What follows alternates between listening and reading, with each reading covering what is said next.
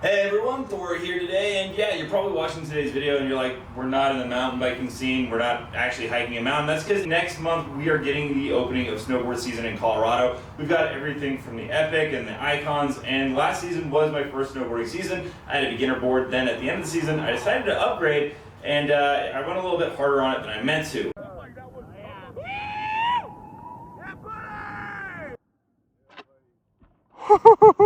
Yeah! Nice! Luckily though, I have a really good friend, Ben, here. How long have you been snowboarding, Ben? 25 years. So he's going to teach me how to wax and also repair some of the damage I did to the board, and it will also help you guys learn how to do that as well, so you can get ready for snowboard season coming next month. So let's go ahead and start fixing this thing up. So we are going to be starting with the inspection process. This is my Telos board right here. What kind of board is this? It's a Libtech. Libtech. Cool. So let's start with the inspection. So just start looking down, looking for any damage that you know you're going to need to address. So you're looking for any like deep gouges. If you can see anything through the plastic, that's a deep gouge. So you got one here. I see something shiny in. Yeah, that was Crested Butte.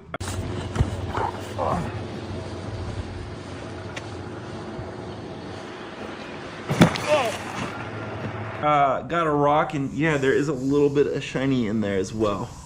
And then just a lot of little nicks, and overall not too bad, but the gouge is the big one. And then making sure you feel that there's not any soft spots or bubbles forming that you'd need to deal with. And then just kind of checking through the edges and making sure that there's not any gaps forming, and that if you see any cracks in the actual metal edge, we need to do some work on that. Okay. After you've gone ahead and assessed the damage on the inspection on your board, you're going to want to go ahead and figure out your list of supplies that are going to help, and Ben's going to break down what these are and how they help. So take it away, bud. All right, so first, to fill any of the gouges, we need a P-Tex candle. So these are pretty simple. There's a couple, some I got on Amazon, some I got at local ski shops. Basically just light these on fire and drip them down to fill up the gouges. Okay. You need a scraper to scrape the P-Tex down and the wax down. We're gonna just rebase the boards here instead of taking them in for a stone grind or a base grind. So we're gonna do that with sandpaper wrapped around a PVC pipe. Perfect. Okay. It's a cheap, easy way to do that. Home Depot for the win. Oh yeah. And then you need some wax, file kind of for bulk material removal if we need anything, or to sharpen the scrapers. Yep. We got an edge scraper, we got some cleanup tools, and we got wax iron and a heat gun. I mostly just use this waxing during the season, but this is nice to have, but definitely not necessary for your beginning and end of season wax. Okay, cool. So we got all the supplies.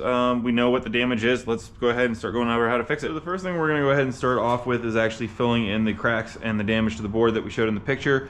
Ben's going to go ahead and wire brush it out and clean it.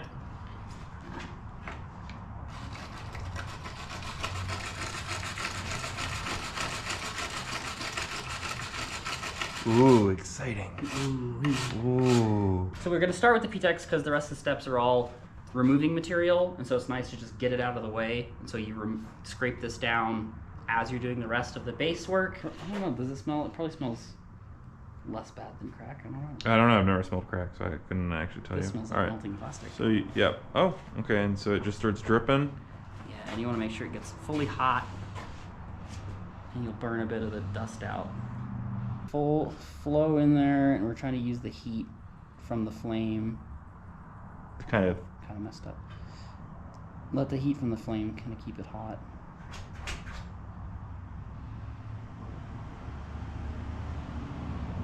And we'll way overfill it because it's easy enough to remove. And then we'll do a scraping, and then we'll come back and add more if we need to. Okay. Keep it a little farther up because of the flame out. Got it. Okay, my bad. So keep it up, otherwise... Yeah, you want it just where it's not dripping. Because if it's dripping, then it'll form soot. And then you'll get soot in between the plastic that's already on the board and the new plastic. So you want it right where it's not quite dripping fully and it's like flowing. So if you go a little lower, and it'll kind of form like a flowing like a connection. So after filling in the crack, we're gonna go ahead and sand it down. We're gonna start with scraping, kind of bulk removal before, so we don't kind of clog up the sandpaper when we do the grind. Okay. So this, I mean, I don't know. If you've used a scraper, it's exactly like using a scraper for woodworking. Otherwise, kind of get it up at an angle and wait for this to cool completely. And then just kind of drag it over the top. And don't go too hard or you'll potentially just yank it back out. And you just keep going over it and until it gets kind of flushed down with the rest of the surface. Oh, wow.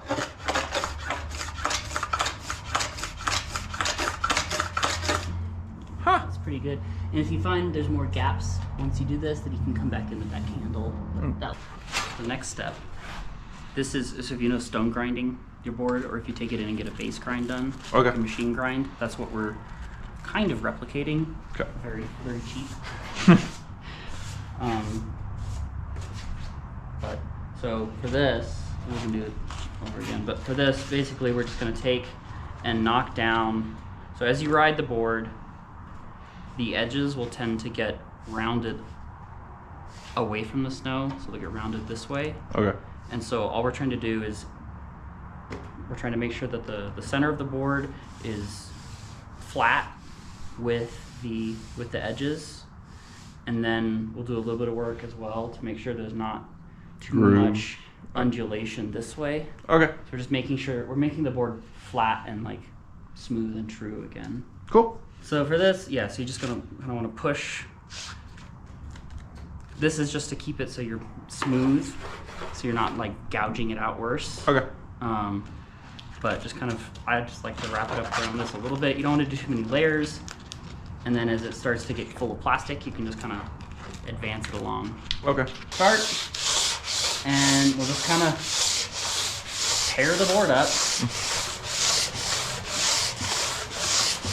And get it nice and smooth. And then as we get closer, so once we get it done, then we'll do a couple like long, we'll do that when we get to it, but we'll do a couple long passes from the end to end. But as we're just going at it, just kind of make sure that you're going in the direction of the board, but you don't have to worry about it too much. If your board is in bad shape, what you'll see is like the center will get torn up because it's high. Okay. And your edges will stay like really smooth and shiny. Yeah. And you just have to keep going until it all kind of gets matte like this. Let's just kind of round that out. Give me the ball, Ragnar. Good boy. We get it. I think we can get a brand sponsorship from Hurdle. That'd be nice. Hey, Hurdle, if you're watching this, sponsor us and give us your wax, please. Super hot sauce. We're gonna wax the boards now. We've got the bases nice and prepped. We've got the edges cleaned up a little bit. So this, it doesn't take much wax, but you want to make sure you get the whole board kind of coated. Okay. So it doesn't take much, but you want to kind of get an easy start. Easy way to start is just to kind of dribble it along. And it doesn't take much because we'll spread it out with the iron.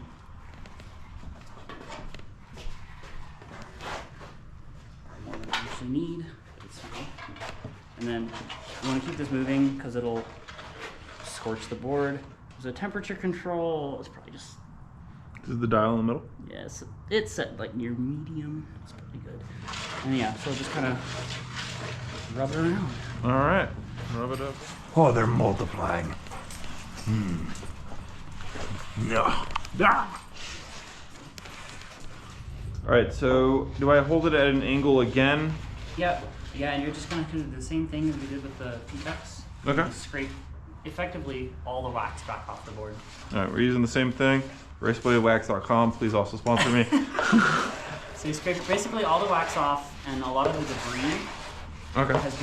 will float up into the wax while it's melting, and then you're gonna scrape off a lot of that debris, and you don't really need very much wax. It's just kind of make it smooth. The fresh P-Tex that we put in is way softer than the normal, the factory P-Tex.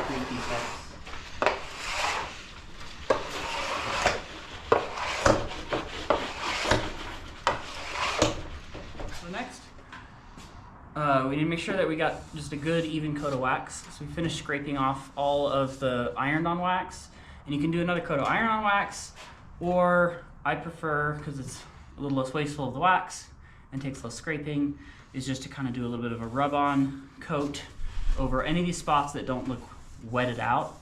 So like here where it's lighter and it doesn't look like it's kind of full of wax and wet. Yeah. Just kind of focus on those areas, but just kind of do the clean side of the wax. You're just gonna kind of get a very gentle, very, very thin coat, and then we'll hit that with the heat gun and melt it out. Cool.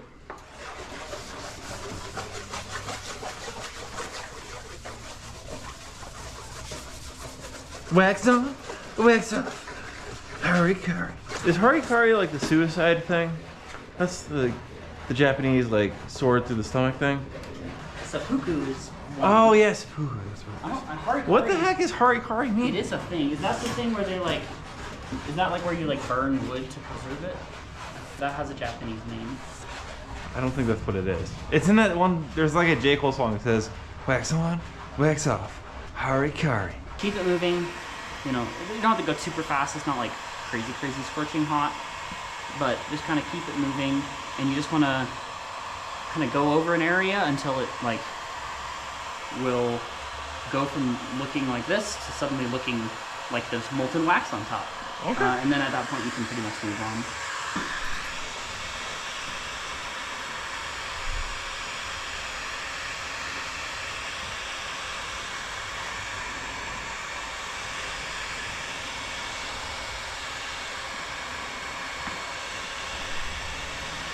Now that we have hot gunned it, we're gonna go ahead and scrape off the wax one more time. Oh.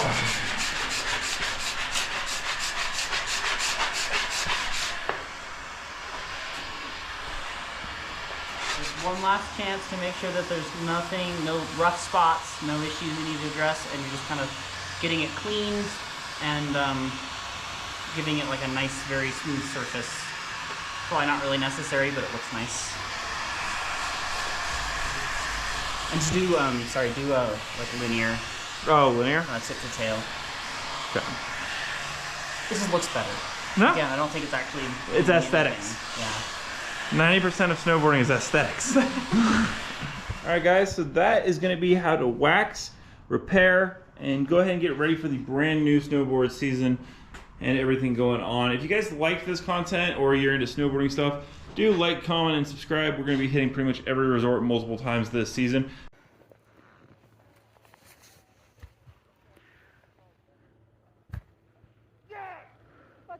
Thank you again to Ben for helping out and showing us how to do this. And I'm pretty much ready for the season to start. But thanks guys. I'll catch you in the next video.